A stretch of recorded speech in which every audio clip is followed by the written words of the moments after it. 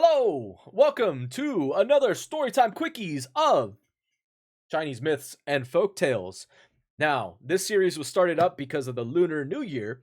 We're gonna be doing this for like the next month or two, and then probably switch back into the Grimm's fairy tales at a certain point, or maybe Aesop's fairy fables at some point. I'm not sure exactly when that's gonna be, but for now, we are gonna be doing Chinese myths and fairy tales, and that might return the following year, next year, to finish off the rest of these books. But let's see how far we get into this one. For today's story, we are doing planting a pear tree. So this one's a really short one.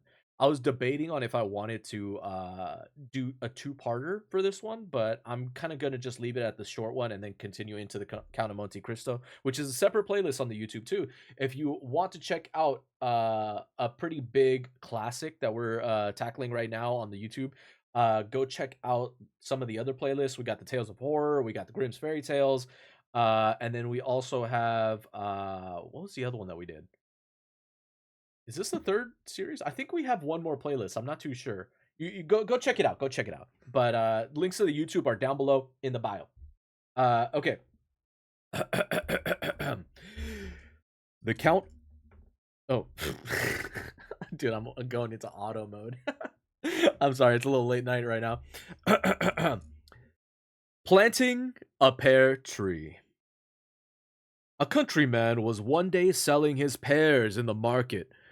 They were unusually sweet and fine flavored, and the price he asked was high. A Taoist priest in rags and tatters stopped at the barrow and begged one of them.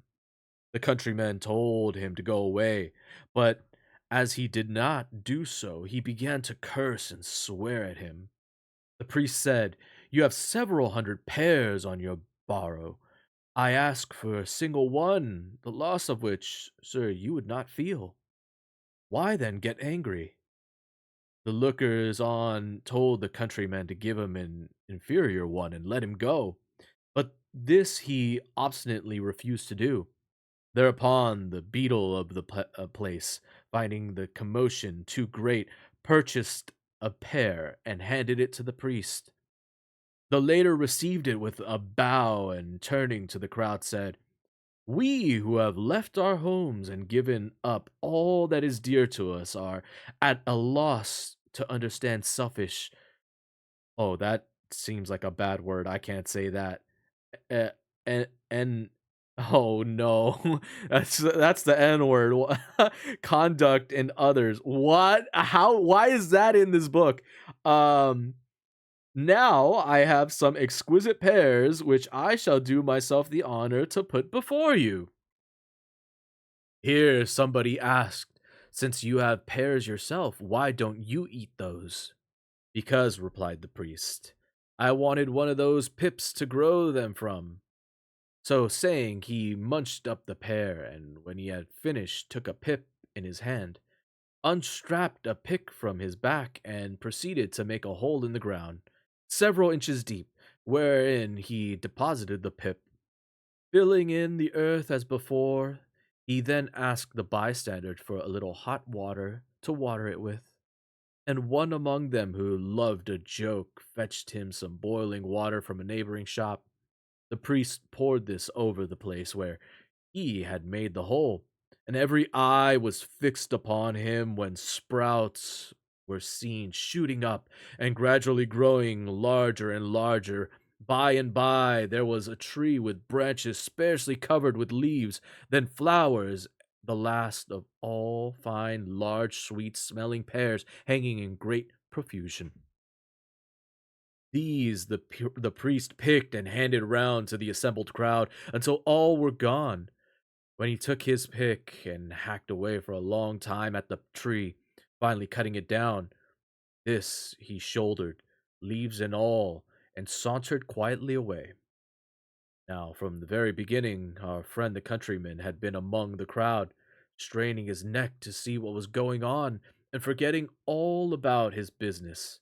At the departure of the priest, he turned round and discovered that every one of his pears was gone. He then knew that those the old fellow had been given away so freely were really his own pears. Looking more closely at the barrel, he also found that one of the handles was missing, evidently having been newly cut off.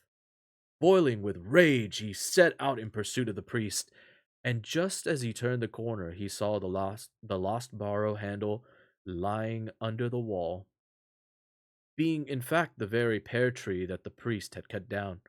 But there was no traces of the priest, much to the amusement of the crowd in the market palace. And that concludes the tale of planting a pear tree.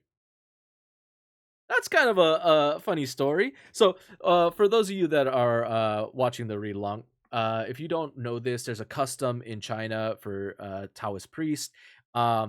It's also in Europe, from what if I'm not mistaken, in like a lot of like country areas of like Germany or like the northern part of Europe and stuff like that, where there's like a lot of farmlands. There's like it's customary for you to welcome travelers or welcome strangers into your house to even to like sleep and live and even provide them dining. It's like respectable. It used to be, at least. I know nowadays it's kind of a little bit more dangerous to do that kind of thing, to welcome strangers into one's house. But like back in the day, when people had to like walk huge distances, it was kind of very customary and expected of one to basically feed the travelers or people that were like just passing by.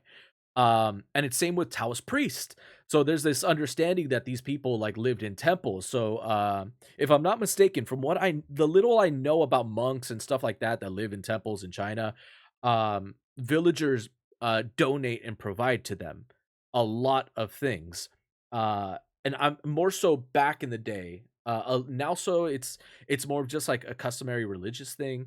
But back in the day, it was like villages like respected these people vastly. So when they saw like a traveling Taoist priest, it was expected for you to kind of like basically offer your wares or like be allow them to sleep over and stuff like that, which I found very interesting. But this is kind of like a cautionary tale of like not respecting that custom, and that if you go against it, that like there are consequences to it. Very interesting fable though. And I'm starting to see the correlation. This is probably like tales that they probably told their children, like the same way that like Grimm's fairy tales were supposed to like scare children into like learning lessons and stuff like that. This was probably a way for like people to scare them into respecting their customs and traditions. So it's cool to see that still going on a little bit. But that concludes the planting a pear tree. The next one is going to be the Taoist priest of Laoshan. So stop on by for tomorrow when we do another Chinese myth and folktale. I hope you enjoyed that short story. If you're watching from YouTube, make sure you hit that like, subscribe down below. It helps with the algorithms quite a bit.